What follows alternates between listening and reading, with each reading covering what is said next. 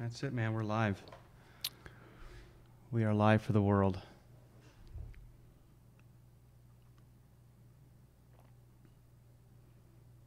Hello, world.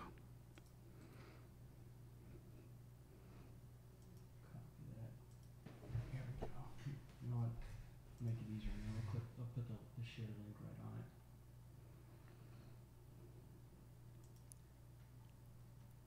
it. Man, the learning curve for this stuff. You know, I know I'm not an old man, but man, I didn't grow up with. When it comes to this stuff, you're an old man, right? It's all new. Yeah. Learning the process is pretty maddening. Yeah, I couldn't do it. And there's times where it's like, I'm out. I'm done. I give up. You need a 15-year-old kid to help you out. Yeah, exactly. Exactly what I need.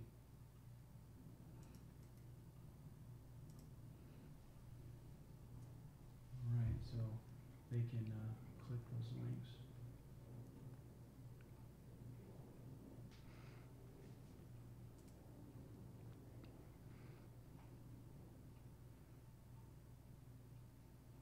All right.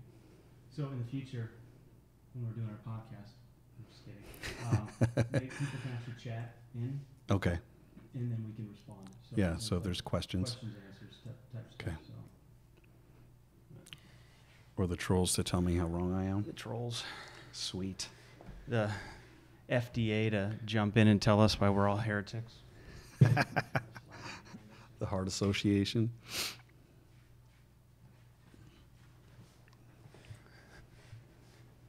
All right.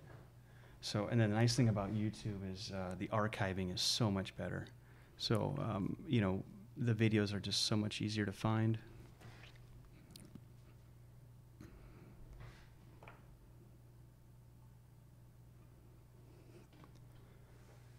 All right, we're live. So, Tyler, thank you so much for coming on today and taking the time to share your story. There's so many people in Las Vegas with just unique stories. And I still remember that day I came across you in summer. It was obviously recently, but hearing your story as from a health perspective, where you were at from a health perspective, it was just intriguing because how you got to that point was nothing less than, miraculous, arduous. It was a process. And as I kind of heard your story, it was a story of suffering for a lot of years, and you really just taking life in your own hands and doing the work you needed to do to make yourself better, not just for yourself, but for others. And I think that story is so common because there's a lot of people that are in that process who are struggling and don't know what to do, or struggling and are trying to make it right and still having not a great deal of success. And then there's other people like you who have come through that process and found a totally different way of living, and it's changed their life. And man, your story is amazing. People need to hear it.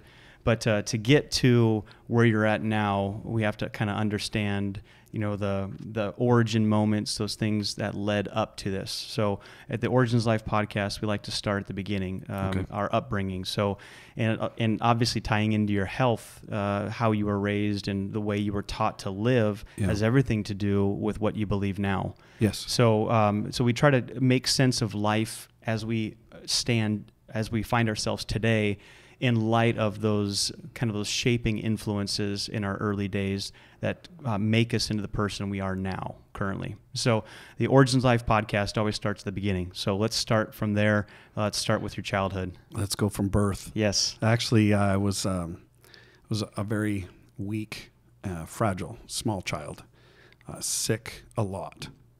And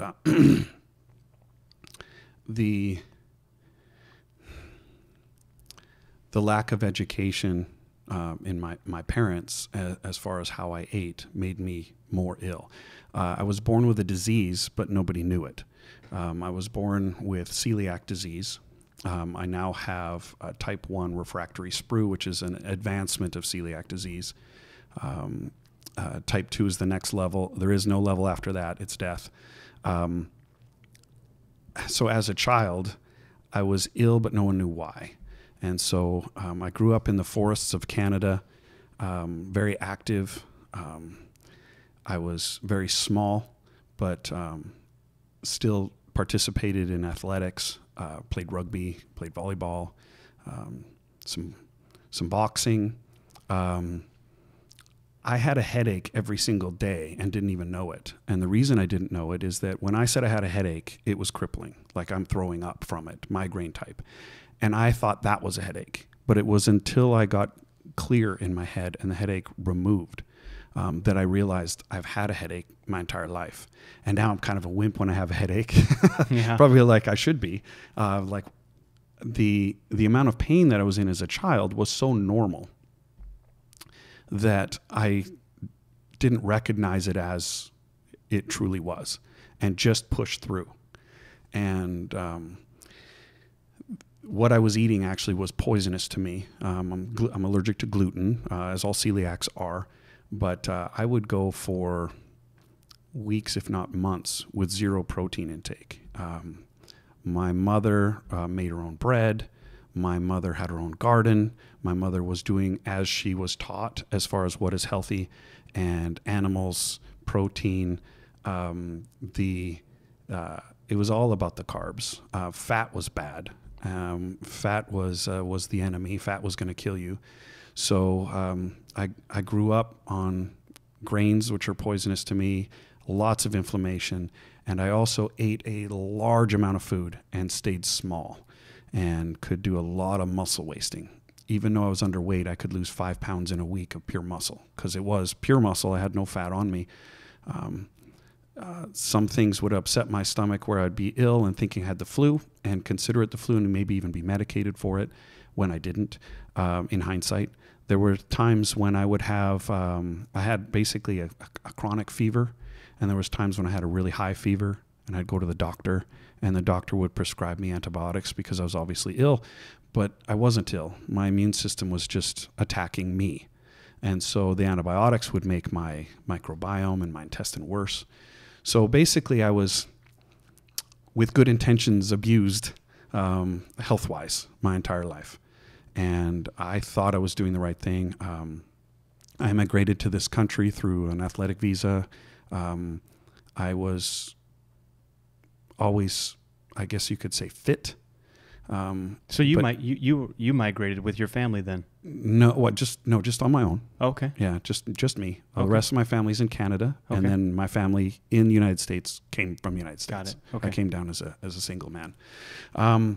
But when I was getting so ill that it just was frustrating when I went to the doctors and they considered me a hypochondriac. And the reason is because I was athletic, because I looked good. And your blood numbers were probably decent? Nope, they didn't even check. Oh, wow. And the reason they wouldn't check is because I looked good, I was young, I was an athlete, so they chalked it up to mental problems.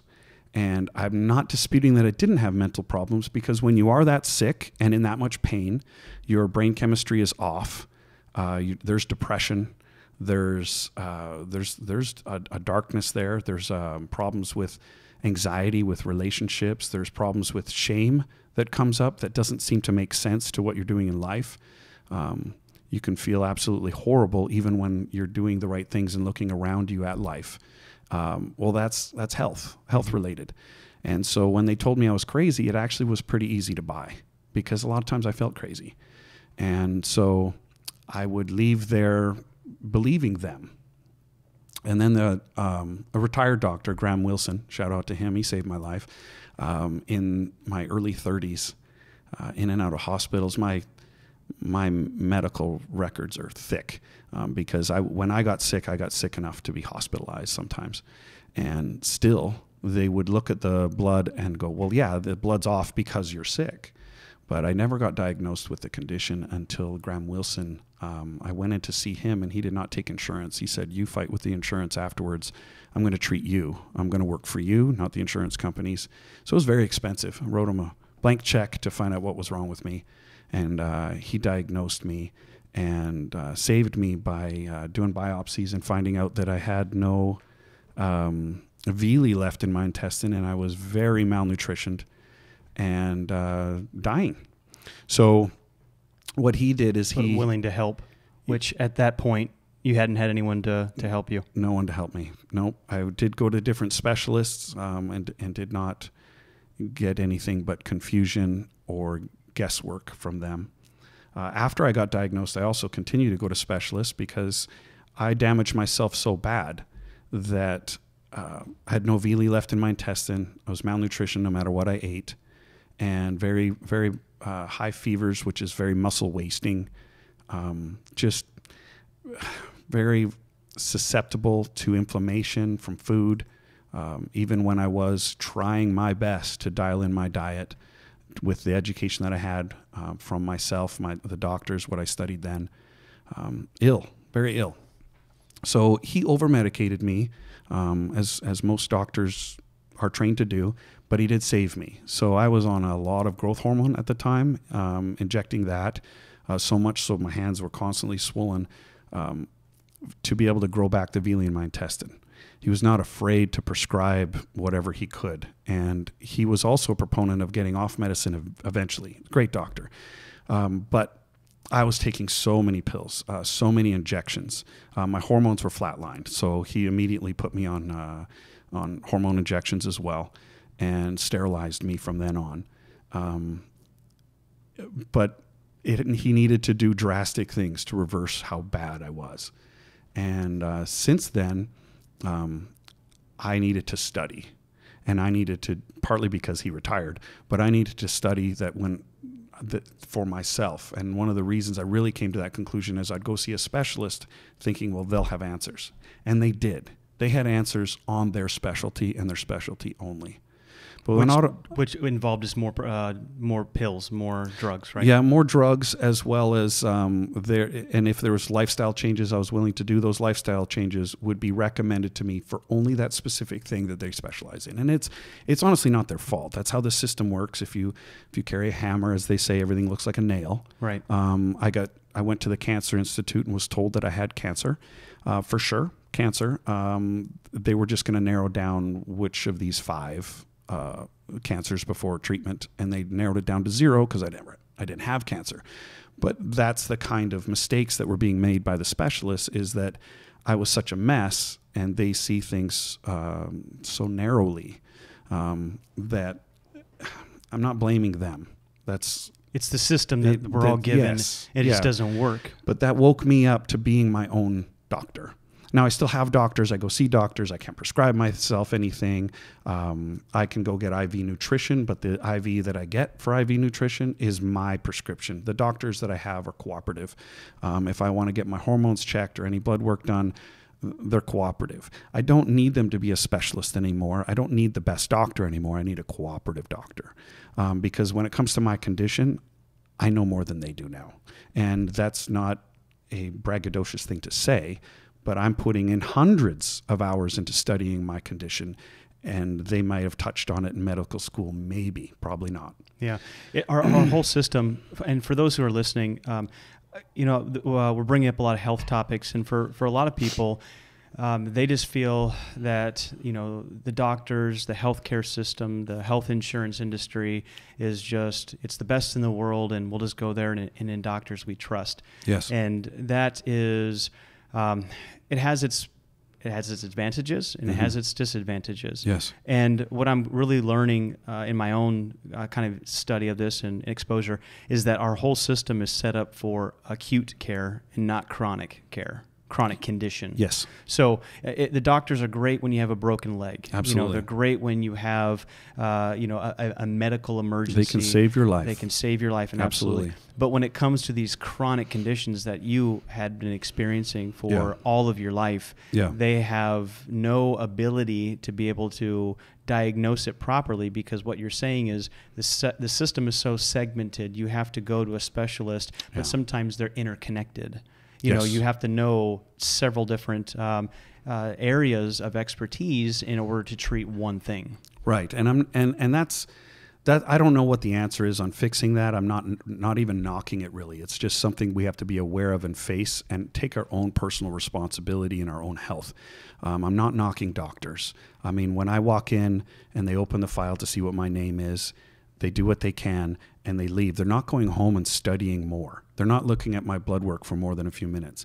And was that because they're bad? No, that's how it works. Now, to change that over, I mean, I don't want to get political here, but I've come from Canada and socialized medicine, and it is far worse. These very things that we're complaining about are far worse. Because it's more generic. Well, not only is it more generic, but at least I got to see specialists. Good luck getting to see one. Correct. When it's not deemed necessary by the government. Right, okay? and you can basically beg them. Right. But unless they're convinced that you need it. Yeah. We can complain about it all we want, but then when you look at the other systems out there, that is why I can still say, yeah, we have the best system, other than systems that are outside this country that are for the wealthy only. You know, you go to a clinic in Costa Rica, they're going to take care of you, but how much does that cost? Yeah. And so I don't know that there's a system, but we need less system if we take personal responsibility for our own health and medication and our own understanding of it. But the problem is that, you know, I read medical journals and I read which takes a while to even understand their language in medical journals. Sure. But you read these things and there's a lot of science, but there's something missing on the application of that science in our life. So you have this problem, here's a med, right? And here's a study, because the studies are funded by meds. Yes. So what about, here's the problem, how do we live our life to work around that problem? So yeah, maybe we have that problem, especially if it's genetic. Mine's a genetic disease. Yes. Amplified by environmental decisions. Exactly, but right? all genetic things are amplified by environmental decisions. Yes. And you know, we're getting into some epigenetics here, but when you look at health at the cellular level and you look at health in the genetic level, we used to be just, oh, that's just how it is genetically. It's just how I am, and that's not the case. Genetics, the double helix is like a blueprint for a city. If you have a bad neighborhood, well, you don't need to continue to build that bad neighborhood. Just because it's in the blueprint doesn't mean you have to fund it, feed it, build it. There are ways for that double helix to be copied where you're down regulating the negatives and up regulating the positives. I look at it more like a fuse panel too. So if I have this condition where I have a 5 amp fuse and in that same area you have a 50 amp fuse, you can get away with eating a pizza and it would put me down for days, right? So I can't have it and you can. Well, it's not like, well, I need pills so I can have it. No, that's my fuse. That's my weakness. But if I avoid putting more than 5 amps to it, I can be healthy. So I'm not a victim of my genetics. I need to understand it so that therefore I can change my lifestyle to be able to dial back medication, to take away the meds, the pills, the injections. Not that I don't love them. I do. It saved my life, saves lots of lives. But after you're saved, now what? You don't want to be chronically on something because everything has positives and negatives. And in your case, you have a specialized way of addressing your health, but at the same time, we also have across the board as human beings, we have common needs that are represented, physical needs, dietary needs that are consistent amongst people in general, but sometimes even the knowledge, that general knowledge of what we need as humans has been so skewed that we can't even get to the specialization because we're so upside down in just the very basics. Very basics are backwards. Yes. In a lot of ways. So before we get there, I'm kind of intrigued on the process in which you got better. So how many years was it until, you may have said it, but how many years was it until you found out exactly what you had? It was in my early 30s. I think I was 31. So for 30 years, you lived. 30 years I did damage, bad damage. And like you said earlier, you learned to adjust to the pain and the struggle. It is amazing what life, not just humans, but all life can adapt to. Yeah. Where a palm tree can grow out of a pond. Yes. Like that's not supposed to be possible. Yes. Life wants to happen. Life wants to happen. Life will fight. Life will figure it out. So I can have a brutal headache and get in the ring and get punched. Mm-hmm.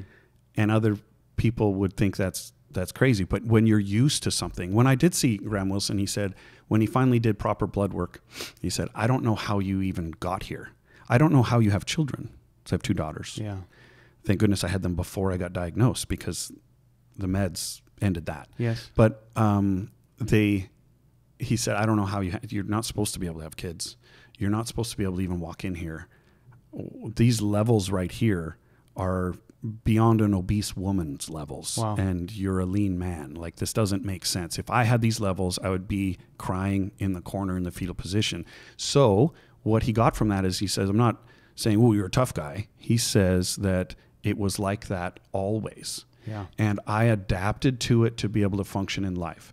Whereas if it happened immediately, down I go, it would be so bad that we figured out to recover. But when I could be successful-ish and be sick, then they just don't look at you as sick anymore.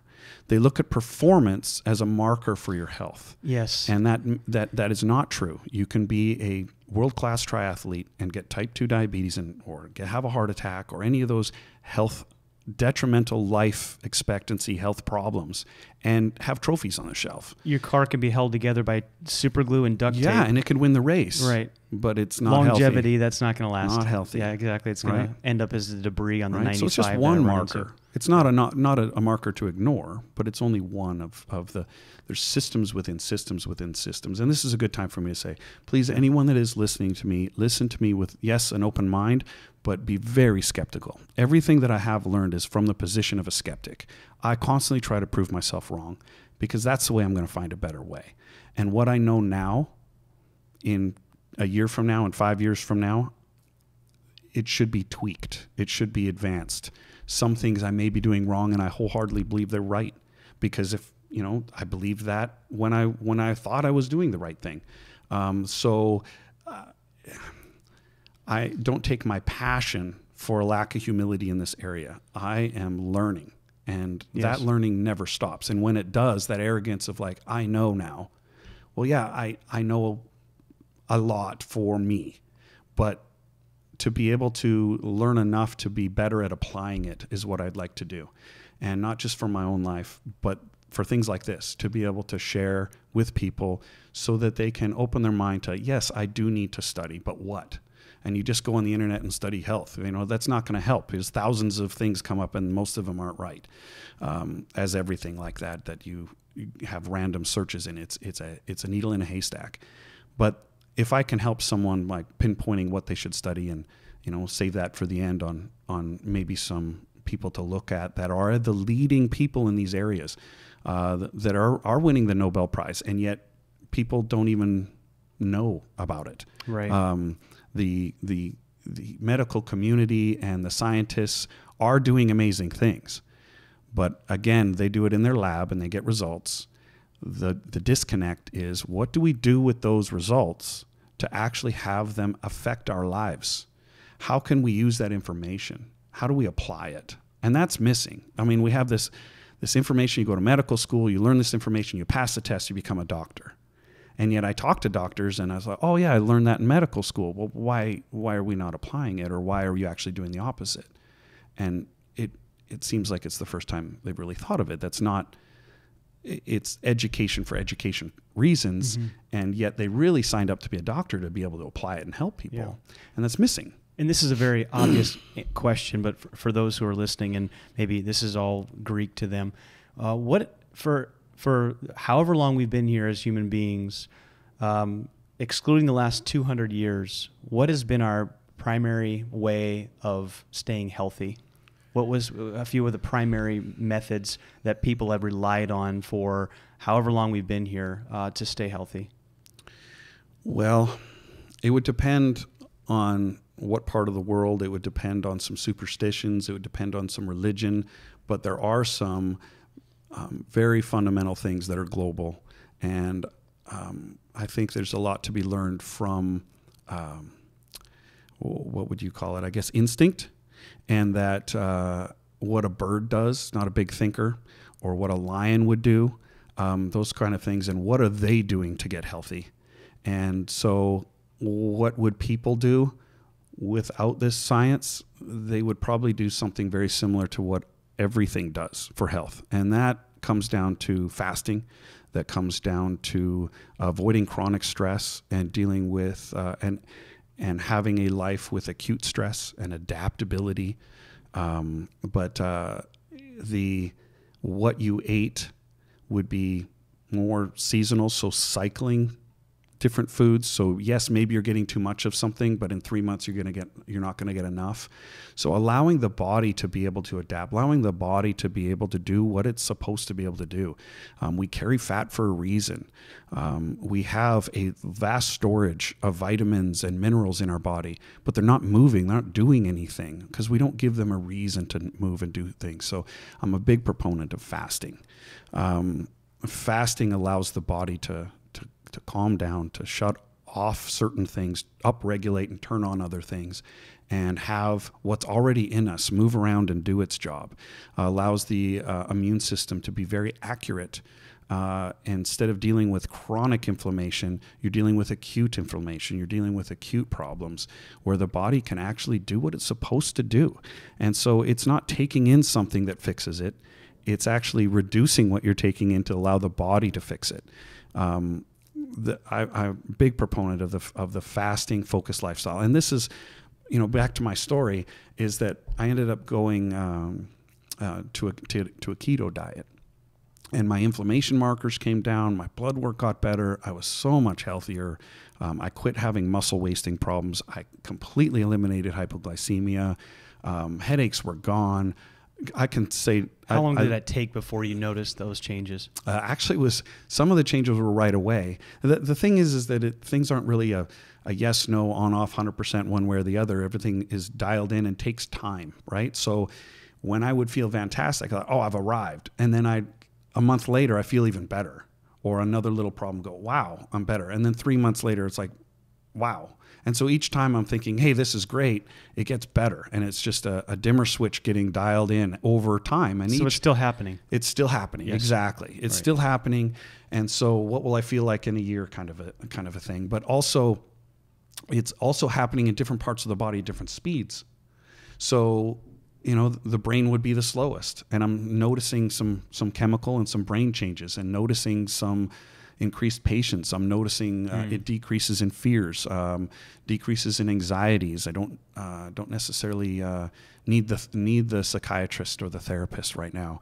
I am healthier mentally than I've ever been in my entire life because it all works together. Yes. So there's no pill for everything you're talking about. There's not just one pill I can take. I can go to the doctor. If you need a pill, you take a pill. If you need a supplement, you take the supplement. Sure. But the idea is that not forever. And it's not wrapped up in one solution. What you're describing is a multi-layer, multifaceted solution. But most people in America have just been taught, hey, there's a pill for that. Or it's the quick fix. It's just, we're Americans. And if it was a quick fix, that would be great. Because then it's fixed. But truly fixed, you don't need the pill anymore. Otherwise, it's not truly fixed. That's a great point. Yeah. So when you're speaking of depression or an anxiety condition, which is is connected to our diet, our lifestyle, all those things, pollutants, contaminants, all these markers. But we've been taught that if you have this problem, here's this pill and you'll be okay. Yeah. But you're only okay as long as you take it. Yes. So someone, I think it was Chris Kresser that says, you have depression. That means you have an antidepressant problem.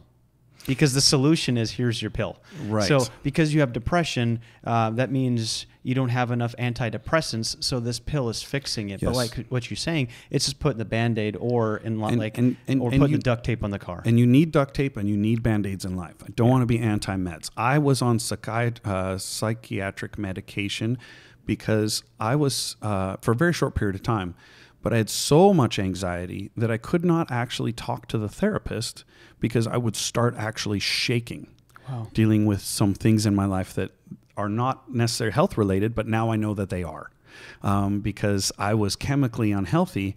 So therefore, some things in my life with behaviors now got to really sink in, dealing with anxieties and shames and shames. That's not a word, shame, and kind of, being. There's history of some violence in my life, that sort of thing that we won't talk about today, but it does tie into my health problem in that I needed the medications to completely shut me down and go numb, which I think is absolutely dumb and horrible, but it was for a period of time where I could actually listen and discuss and be able to see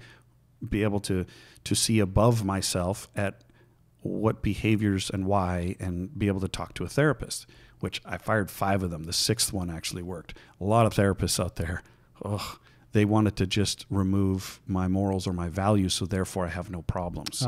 Yes, it's right? Just like our educational system. Right. So I found someone that actually wanted me to live up to the standards that I believe in. Yeah. So anyway, my point is that when I didn't need the meds anymore, then I got off of the meds. So meds have saved my life multiple times. I would be dead without pharmaceutical companies. I would be dead without their money, without their research, without their lobbying, and without their corruption, I guess you could say. I would be dead without them. So I don't want to just demonize them or demonize doctors or any of that sort of thing. They have saved me multiple times.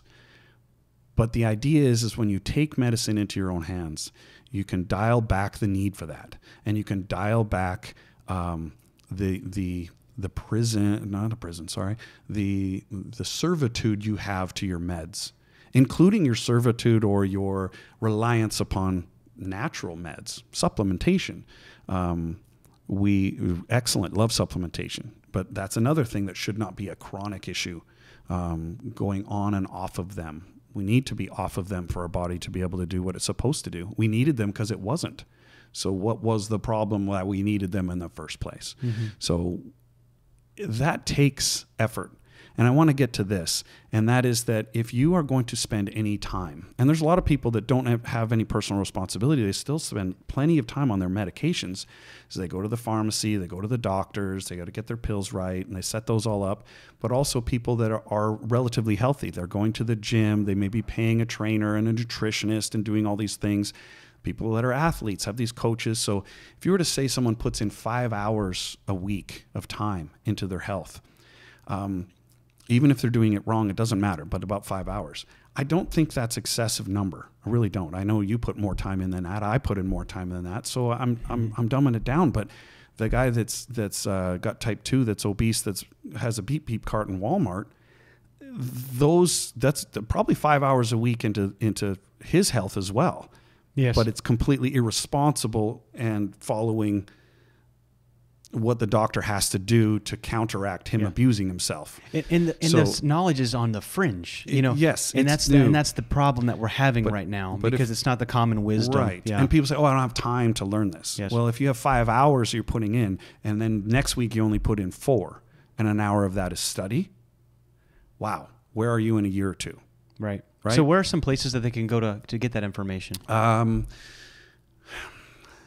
That's a great question, and I think I have it answered in that if you go to my wife's Instagram, in there she has everything that we do and how we eat, but also within that is where we get the information, what we study, the gurus in there. So on insulin, the lead guy is Ben Binkman. Mm-hmm. So in there's a link to Insulin IQ. That's his website. So give us her Instagram handle. That would be summer of _1975. So summer of _1975. Correct. All right. Yep.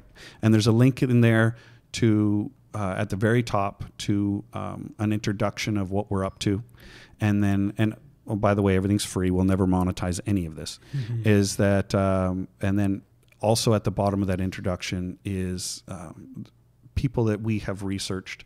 And what happens is when you research, it brings up more questions, and it'll just take you on a branch. So there might be 10 links, I think, in there, but there could be hundreds. I had to just kind of pick some. Yeah. And some of them may even be contradictory to each other, because there'll be studies where all their studies are based upon people that are obese, and these studies are based upon athletes.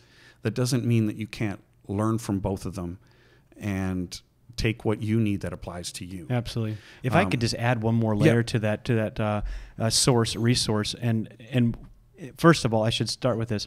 For what you guys are giving to people for free, in America, that doesn't happen, right? Everything is commercial. I mean, everything is privatized. Everything is monetized, and it's just really, it's about me getting mine. What you're putting in people's hands for nothing, for free, is remarkable. That, to be honest with you, that was the one thing that really just connected me to you and your wife was that you've been through all that, you've learned these things, you've done your work, and then you're willing to put it out for free. That's still, to me, it's shocking. I would just suggest people to go on to their podcast app, and you can start today. Listen to Bulletproof Radio. Mm-hmm. Great guy, Dave Asprey. He's bringing in a lot of people that are ketogenic, a lot of people that are very versed in different areas of sleep and relaxation and the biohacking, if you would. I know it sounds crazy, but really it's just learning how to use your genetics in your favor and learning what they need to operate at a high level. Yep. When Tyler says spend 5 hours a week, it's not like you're cracking open a book, with some reading glasses and staring at, these ancient, books. There are so many places to learn, podcasts and online resources and videos. Yeah. But again, I made the statement earlier, and I'll just say it again, because as soon as I say that, there's always the people that will say, yeah, I'll read one thing and then I'll read another, and I don't know where to begin. I don't know where to start. Yep. This information is not at your local pharmacy. This information is not there because the two systems, the two ways of looking at health and well-being are diametrically opposed when you look at the modern healthcare system. And like you said before, not to trash the modern healthcare system, but it's to understand its limitations. Correct. And we've always had this idea as Americans that we conquer and then we check that box off and then we go conquer something else. But just because you check the box doesn't mean that you don't have to keep checking those boxes or going back or revisiting. So, but it comes back to ownership. You're owning what you're putting on your fork. Absolutely. You're owning what you're putting in your home, in your eyes, and your ears. Everything that's coming into you, you are owning it and taking full accountability for it. And that's when health starts turning around. Yes. And a completely different way of looking at it as well. Like another person, Dave Feldman, he's actually here in Las Vegas. He's the man, the cutting edge information on something like cholesterol. There's specific things that maybe you have problems with in your blood or things you're worried about, where there are lead people in this, but you have to seek them out. It is not at the Heart Association. It's not at the FDA. The lead people on these things. To understand the systems, there's mineral systems, there's chemical systems, there's enzymes, there's the microbiome, there is hormonal systems. If you just learn insulin alone from some of the lead guy, Ben Binkman, on his website, Insulin IQ, if you learn that alone, food all of a sudden becomes more of a chemistry thing. So everything I eat, I understand what it's going to, the best of my understanding of what it's going to do to me. And so the food choices don't become good and bad. The food choices don't become, I eat clean. Well, what do you mean clean? What does clean mean? I don't eat junk. So many people will be holding a bagel and an orange juice saying, I'd never eat a donut or have a Coke. Chemically, what are you doing? Like, you don't understand the chemistry then, because there's really not a huge difference. Of course, there are differences, not a huge difference. In fact, in a lot of ways, the other thing that's considered junk would slightly be better in some circumstances. So if you look at everything as chemistry, you can even screw up. But it's okay to screw up if you know exactly what you're doing, when you're screwing up, and how to counteract it tomorrow. So you're in control. That doesn't mean that you're 100% perfection of your diet, right? Correct. But if you're understanding it and are willing to continue to increase that understanding of it, then the food becomes more of a chemistry, more of a control, less about demonizing certain things and holding up certain things. Like, let's hold kale up really high. Yeah. Kale's great, but too much kale is bug spray. Yeah, and in a way, we have to almost challenge the emotional connection to food. Yes, because that's in essence is what you're talking about is, the not just to pick on Americans, but as people. I love America, by the way. Yes, so be careful. Right. We're taught that that our food choices are based on our palate, or this does it. I hear parents making these statements all the time. Oh, my kid won't eat such and such. But I am hearing so many studies and actual doctors who have taken these children with these picky, fickle eating habits, and they have all kinds of autism spectrums and Asperger's. They're fat. There's so many things, behavioral issues, and then they start taking things ADD, out, and they start putting some things in. And doctor after doctor after doctor I've heard said this: you would not be able to tell this kid. You would think that this kid currently, after being helped, is a different kid. Yeah. And you said this earlier. You said when you started making diet changes, you noticed your behavior, Absolutely. your relationships, your mental clarity, all that stuff started changing. And even coming from whether someone believes in health as a way of living, or whether someone says, I'm spiritual, and if I pray about it, it'll fix it. It's both. Everything together. It's everything. There is no system separated from other systems. Yes. We need to separate them in order to learn about them. But science, religion, fitness, health, nutrition, the soil,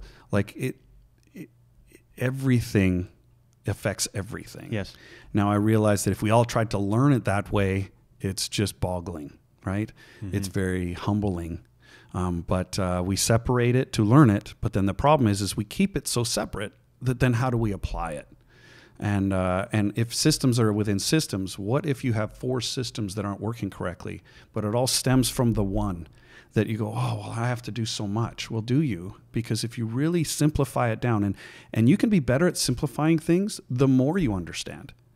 The more accurate you are and the more you study, the better you should be at dumbing it down. Yes. Okay. And being repetition. And being able to understand it, therefore you're good at explaining it.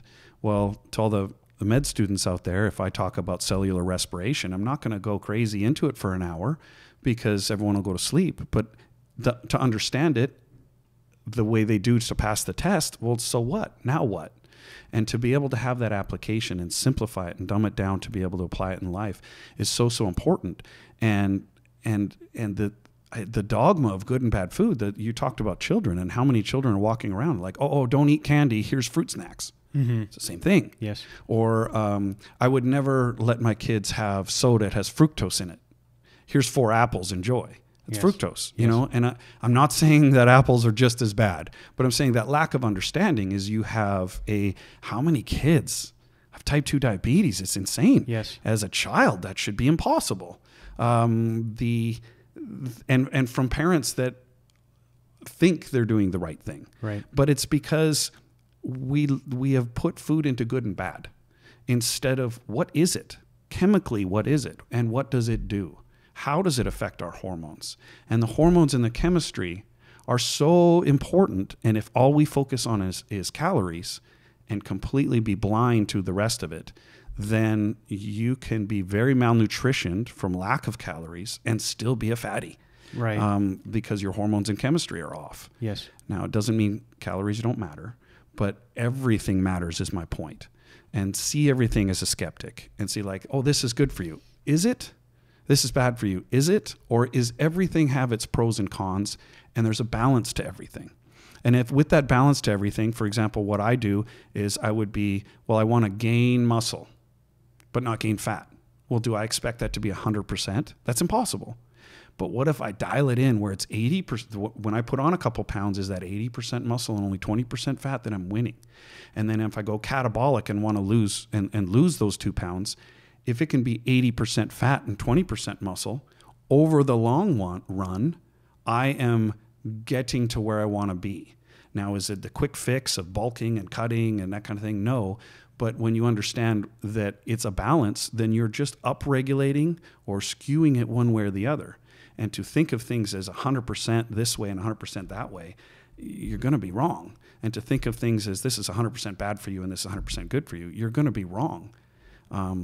It's that openness and that skepticism as you're learning is how you end up applying it to yourself. So what we provide, my wife and I, through that, and trust me, we're getting well rewarded for it. Now, it might not be financial, but it is such a blessing to be able to help people. You've already helped me. It's such a blessing to be able to help people that literally I've been able to help people cure type 2 diabetes, been able to help people that earned cancer through their lifestyle, got all the surgery, all the chemo, everything, and then continued that same lifestyle. Yep. And they're just going to bring it back. Yes. And like, whoa, you're an inflamed mess. You are literally a walking invitation for that cancer to come back, and being able to help them and having not only have their cancer markers drop, but their life in other ways that we're talking about, mentally, the relationship with their wives, the patience with the children, how many times they show up at work, how they are as a boss, how they relate. All those things are tied together, where I am so happy that if I can share, and someone even just half-assed this, the life change right there. I mean, it makes me like almost tear up on how rewarding that can be for me. You're changing. You have the ability to change someone's life in an extraordinary way. When people are so broken up, busted up physically, and then you look at them and say, "Stop being such a jerk," right? Yeah. Or "Why are you being such an asshole?" Yeah. And you know, this isn't my podcast, but I've had, through your help and through the help of many others, come to really understand that I was creating my own demise. Physically, I was a wreck. Emotionally, I was a wreck. And even as you're describing your process, it didn't take, well, I'm 36. So I basically found out what my condition was at 36 years old. You were 31, I was 36. So it's almost an eerily similar story. Yeah, and it's common. Where you're trying your hardest to make sense of things. Yeah. And you can pray about it, you can eat more, but yet when you don't have the right knowledge to fuel the system, all the energies are spent in the wrong place, and you just spin your wheels. Yeah. And people are spinning their wheels. They're frustrated. They again, relationally, spiritually, emotionally, it's all connected, and they're just at their wits' end. And I think honestly, you need any evidence, drive at 5 o'clock in the evening.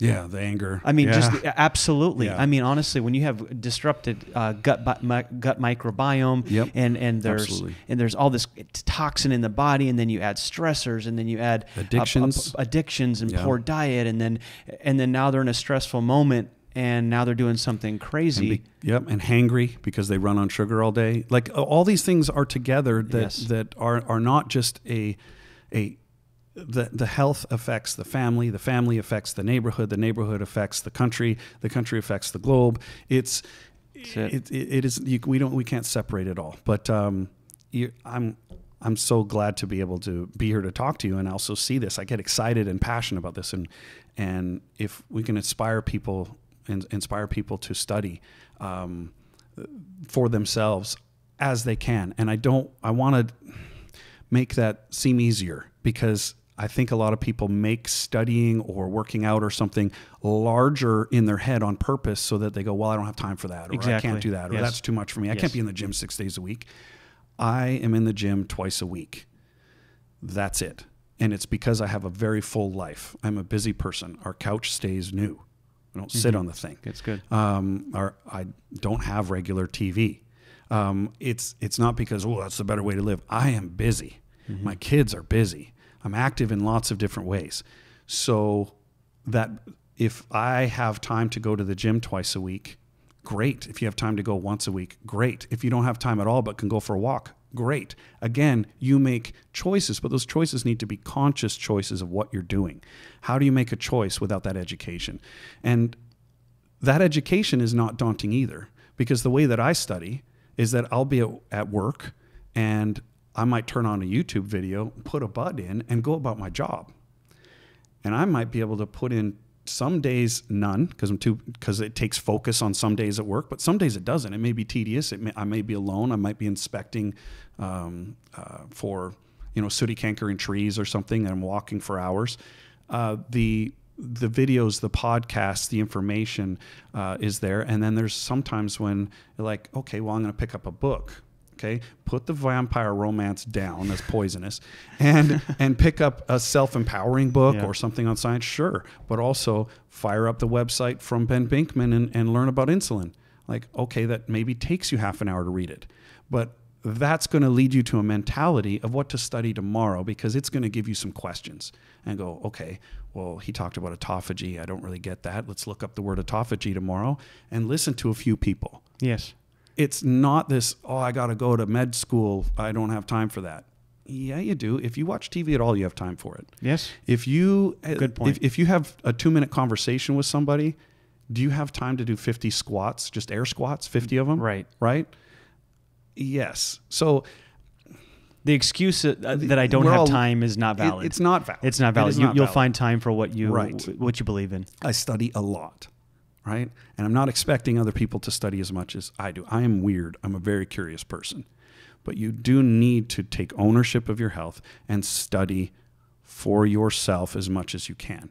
And there's some people that can help you, but the information that is out there, you can, once you find it, the people, it's like a community of branches of information.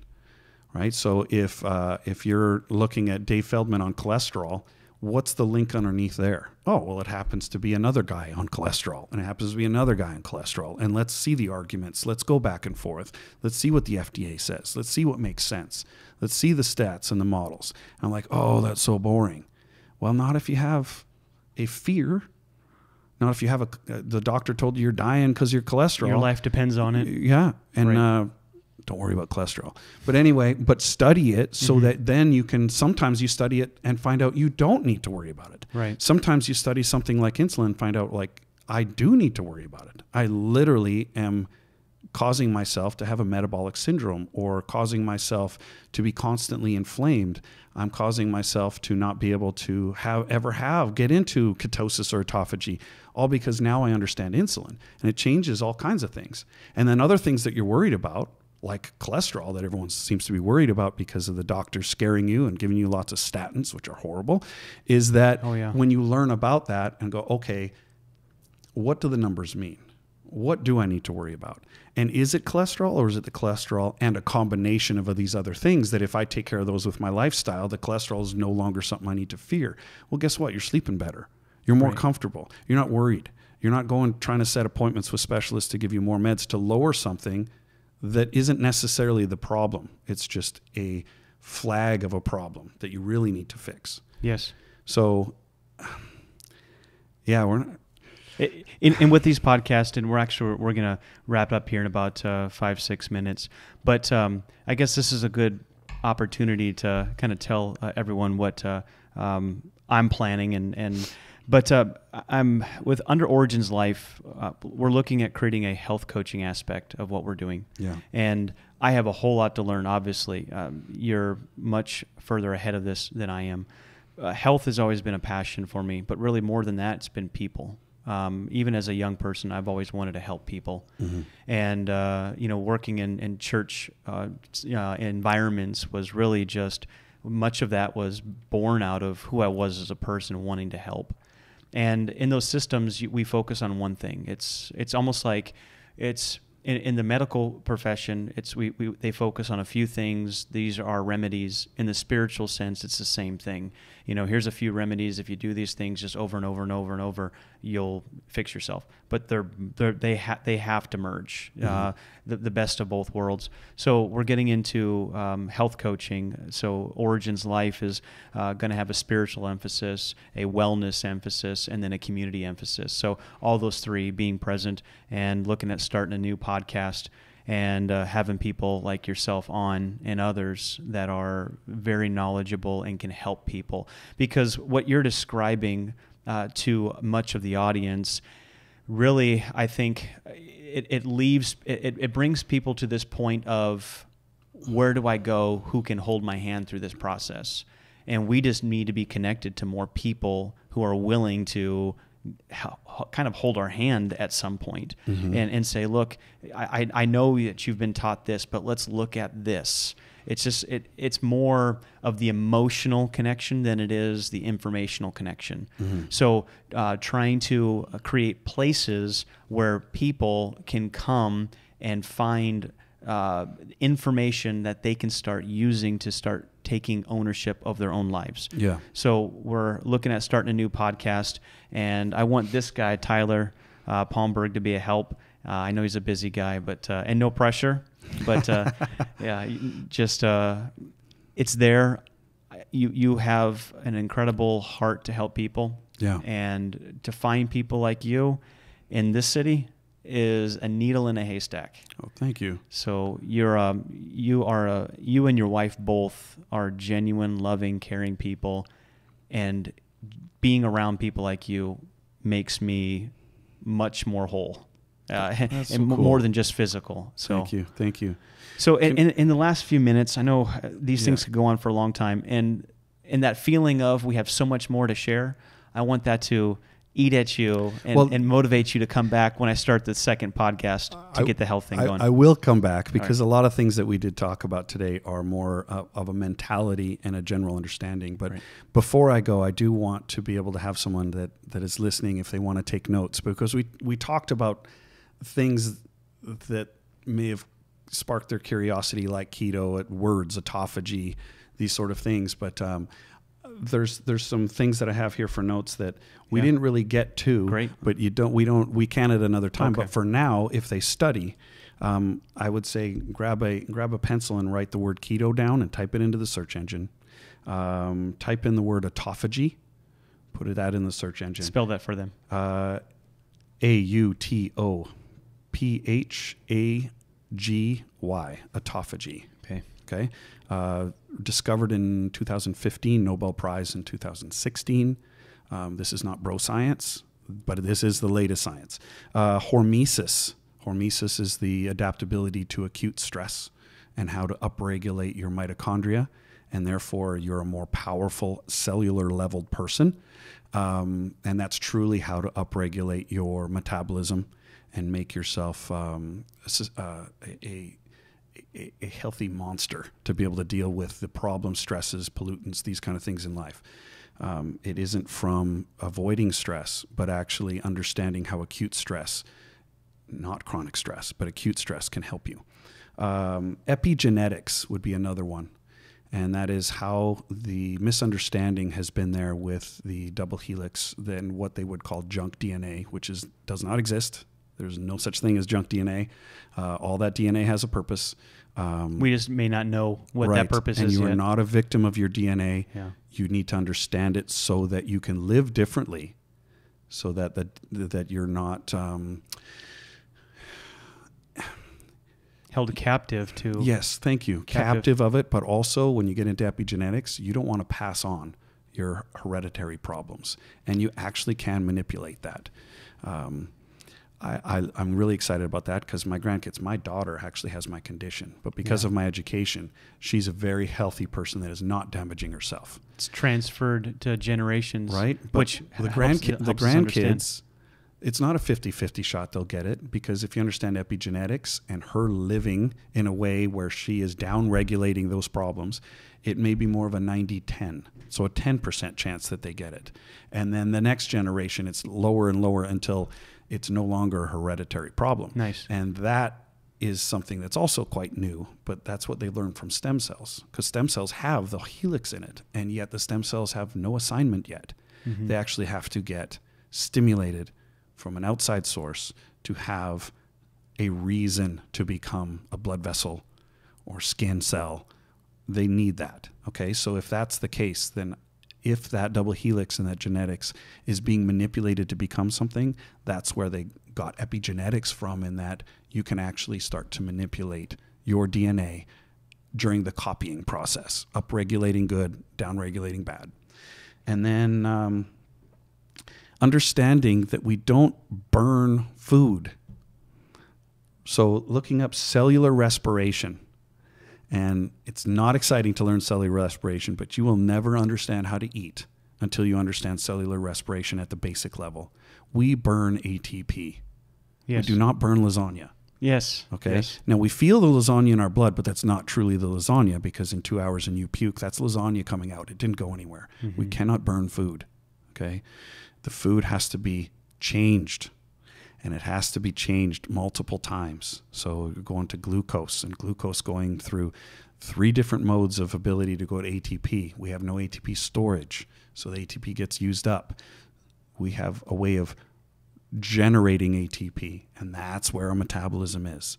And how we eat can completely affect the fuel source, but the fuel itself is not the food. That's the precursor. So our body does what with the food in order to get it to the cell. And how do we get it to the cell? That's the insulin. Anyway, another time. Yes. But looking up cellular respiration and understanding how to manipulate our insulin. If we're manipulating our insulin, insulin is not bad. It's not good. It just is. It's necessary. But we can have insulin be a fantastic thing and insulin be a bad thing, all depending upon us manipulating our insulin and our ability of our body to deal with the same level of insulin that you may have had before, but you can become more insulin sensitive, so it's more powerful. And how does insulin downregulate other hormones that are absolutely necessary? And yet we constantly have an uprise of insulin all day long with our grazing, so we're downregulating all the other hormones. So we need all the injections, and we're again another time. But Yes. if you took notes on those words and Yes. searched those, and I get hit by a bus tomorrow, that alone would help you. And then the other links that are in my wife's Instagram of summer_of_1975 will show exactly what I do. Good. And it'll help explain what I do by actually clicking on those links. So what's nice about it is you could study and go, oh, well, that's why they do this. We can't explain it all ourselves. It would be a book. But you could be studying something and go, oh, that's why they're fasting at this time. That's why they're working out at this time. That's why they're eating this many calories at this time. That's why they're coming out of keto and back in again at this time. And it may look, it's very in-depth on what we're doing. But as you're studying, now what we're doing will only make sense. If you don't study at all, it's just what we're doing. And that won't necessarily help you. Mm-hmm. Yeah, whether it's an athlete, whether it's someone working at a job, whether it's someone working on a marriage, whether it's someone learning how to podcast, it starts somewhere. And the more you get in there, the more you start wading through all the information, the more you start to see of connection, the more familiar you become with words. And in this process, you'll come across something and you'll have no idea of where it belongs. Mm-hmm. And then a month later, you'll hear something and now the connection's made. Yes. It takes effort, but yet, like you said earlier, some people, they want to, in their minds, build up this scenario that's so monumental and impossible that they're not even going to try. Yeah. But for people who are hurting bad enough, they'll try anything. Yeah. You have to get to that point.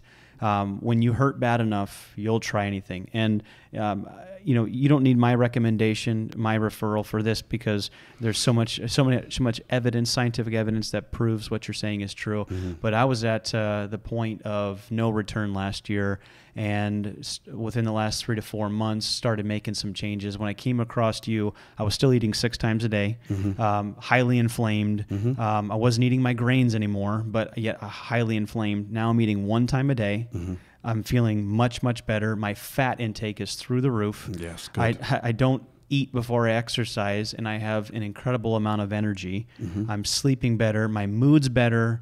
My mental clarity is better. Yeah. It's true. It's real. If you're a skeptic, like Tyler said earlier, good, great. Do your research. Prove me wrong. If that's the motivation to get you looking, then great. If it's animosity or angst, fine, as long as it gets you to the right place. Because you're not proving me wrong. You're proving, if you can prove the latest science wrong, great, because that's how we get better. And that's how we get better science. And anywhere that I'm wrong, I am ready and willing to correct, because I don't want to just do it. I don't want to do it incorrectly. I want to do it the most effective and efficient way possible, because that is the easiest way, but it can be an uncomfortable way It can be an effort that you take of ownership. It can be an effort in studying. But the truly accurate way for you to do what you need to do is for you to do it. And that means that what works for some, we all know that doesn't necessarily work for you. So you're kind of stuck with having to learn it yourself. Yeah. And if you want to do exactly what I do or exactly what you do while you're learning, and it's superior to what you're doing, great. But don't continue to do exactly what I'm doing. If you have different goals than me, you have a different condition than me, you have an opportunities that I don't have, maybe with some more time, you could do better than I do. You could go to the next level on some of the things that maybe, an example of that is maybe you want to stay away from, the sweeteners that I maybe am taking right now. Because right now I'm currently studying more about that and more about the microbiome and more about boron and things that I'm studying that I am not willing to talk about on something like this yet because I'm still studying it. And if people want to do what I do and then make it better for themselves, that's what the whole point is. And so, and then later on down the road, when I am confident in what I've learned on those subjects, then I can talk about them. But what I've given people to write us down as notes, I am confident to talk about those, and maybe we can have a podcast on each individual thing and how that ties together. Absolutely. And then being able to really help people right where they're at, and it's needed. And that you, during the podcast, you asked the question, how do we fix it? I think we know how to fix it. This is how to fix it. And things are, honestly, you'll be shocked as you study how backwards things are. Guess what, folks? Salt is good for you. Yes. So is fat. Fat is very good for you, and cholesterol is necessary. If you study what it actually does, wow, is it fantastic. Yeah. Cholesterol is a fantastic thing. That doesn't mean that it can't do bad things, but that's the case with everything, whether it's vitamin C or whether it's, a sugar or what it is. There's the good and bad in all things. But when all we hear is the bad about cholesterol, all we hear is the bad about salts, all we hear is the bad about fats. And when you learn the good things about those things, you'll see how backwards that is. Yes. Because it's more like 90% good, 10% bad. But if all we hear is that 10%, people are walking around with 100%, it's bad. Right. I stay away. Like, you're hurting yourself. Disorientation before orientation, deconstruction before construction. And that's where I think people are at today. So, Tyler, we could go on for 3 more hours, but then we would be like a Joe Rogan podcast. And he's famous, so people will stay for 3 hours. Maybe that'll work, right? Yeah. But I think we have to be high to have one of those, though. Yeah, right, maybe. But if you've liked this show, this episode today, do me a favor, share it, like it, and let people know that it's out there. And I'll be letting everyone know about the second podcast that we'll be starting hopefully here within a month or so. But Tyler, thank you so much, not only for sharing with me, but for helping other people. Oh, it really is a pleasure. I love it. So thank you too. Awesome. Thank you.